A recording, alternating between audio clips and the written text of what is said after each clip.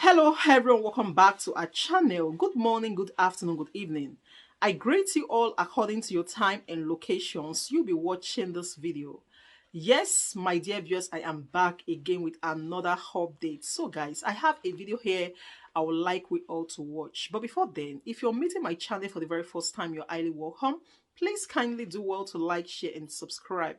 Leave your thought on the comment section and let us know what you think about this video. And I will see you towards the end. Clearly shows that our government, to say the least and to give them due respect, they are at best irresponsible. I cannot understand how notice will be given. First time, second time, you are giving another 21-day ultimatum. The government is now saying they are ready to discuss on Monday, that is tomorrow, when the strike is scheduled to take off. It doesn't show any seriousness of purpose. Let's go to Femi Falana on the issue of the court possibly hearing the case in the United States. You see, I can understand how the senior advocate of Nigeria wouldn't want to make any prejudicial statement here in Nigeria. Your question was voyage of discovery, whether the newly discovered hard points could be exported to Nigeria for possible consideration. Now he says, well, it's still the same thing, we will not be able to make any pronouncement. If University of Chicago says that PBAT, President Bola Ahmed Tinubu, was their student, fine. What really is the problem if you did attend a school and that one will not be injurious to the public? Now, as a public official, if you want to go to the public, there is nothing like secrecy in your life. Everybody must have access. I'm happy that at least the controversies surrounding whether he attended or he didn't attend, or whether the name he bears is that of a woman, let the university clear this for his own record. So I think that the mere fact that he went there and passed out should not be any difficulty. There is nothing like a privacy in that case. Let the truth be told once and for all. You know, Femi Falana talked about the government not having any right to commercialize education, using the constitution to justify that. And he even referred to the 1992 case that ASU won the case, that 3% of the profit of all these companies, registered companies operating in Nigeria. What is happening to it? We are not having much from that. And he's recommending that government, under normal circumstances, you summon courage, have the political will to, get money from this source and then fund education. He even talked about the case whereby 60 billion, or I cannot remember precisely, owed or not paid by all these companies.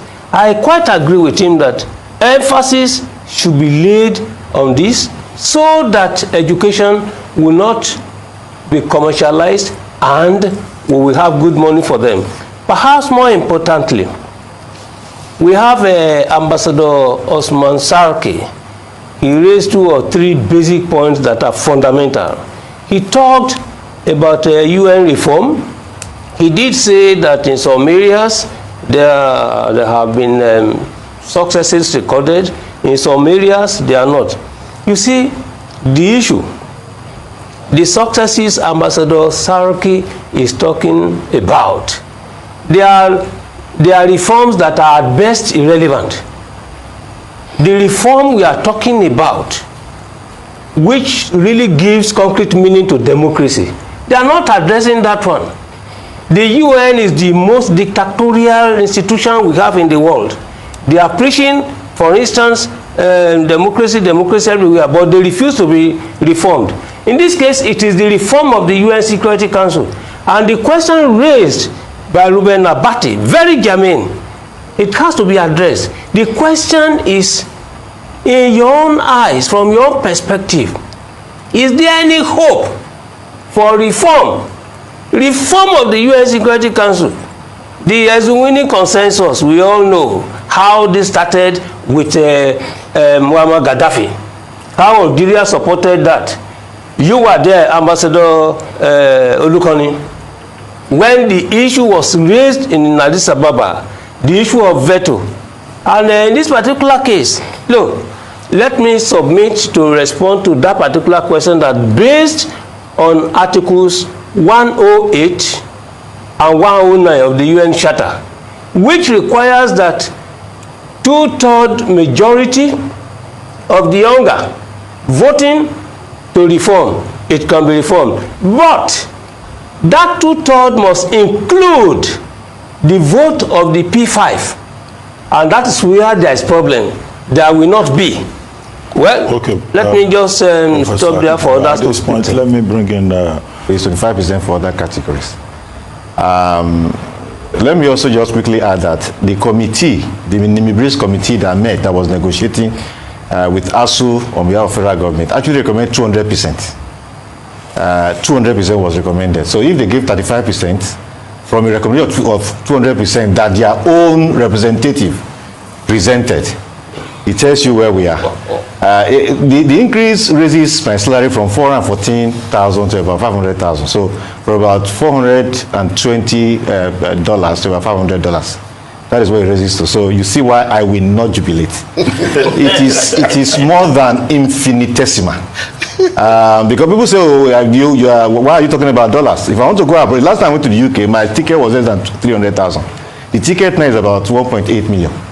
So that's there is economic class. Yeah, economic class. Professor, you can say that again. So if somebody say, oh, why are you talking about dollar? I must talk about dollar because virtually everything we do, dollar comes to play. So you call it charges, dues, whatever name. By the time it tells a student to come and pay 140,000, 150,000, and he cannot afford it, he will drop out. And this, unfortunately, is not even limited to universities. It goes down to the primary level. And recall that we already have 20 million out of school children. What that means is that number will likely expand. Investment in education is one of the best investments with the highest return on investment. It is established across the world.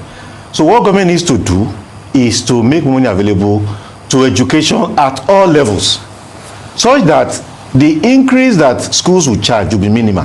Actually, government has said that no university, no school should charge anything more than what they've been charging before. But the vice chancellors are defying government, because if you say don't charge and you are not making money available, then the schools will shut down.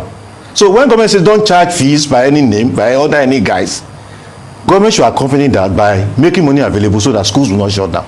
That is what we are recommending.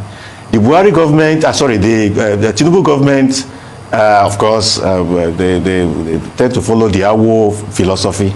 And the Awo philosophy is about free education. More money should be available to education so that our children will not drop out of school from the primary to the highest. And I want to say this. As far as the minister is concerned, the minister should quickly, convene a summit on education with all the commissioners of education in the country present and all other stakeholders, so that these 20-something million out of school children, this issue can be addressed. No government, no country has this large number of people out of school that progresses. This has to be addressed, generally and frontally by all levels of government, so that in future we won't have a crisis. Sarki raised one important point. You asked, why was it that the timing of a speech delivery by President Tinubu was, to quote you? And Ambassador Sarki rightly explained to an extent. I only want to add a footnote to it to say, look, you can negotiate the timing, but to a limited extent, you are here to justify that. They had a standard principle, both for sitting 10 minutes. and then, yes, both for sitting and timing of speaking. Brazil has always been listed to be the first to speak, simply because Brazil was not accepted to be a P5 in 1945. That one is there. The second point there is that, look, you can negotiate, and you have rightly pointed out to that. But why it will be difficult, I will put the question to you. We have Minister of Foreign Affairs now, but we don't have any Minister of State. So you must have our minister to deal with bilateral questions and another one to deal with multilateral questions. One minister cannot do all these things. That's why they cannot easily follow up. Now on the last issue of Rwanda, please, the issue is this. How do we define an unconstitutional change of government? What is coup d'etat?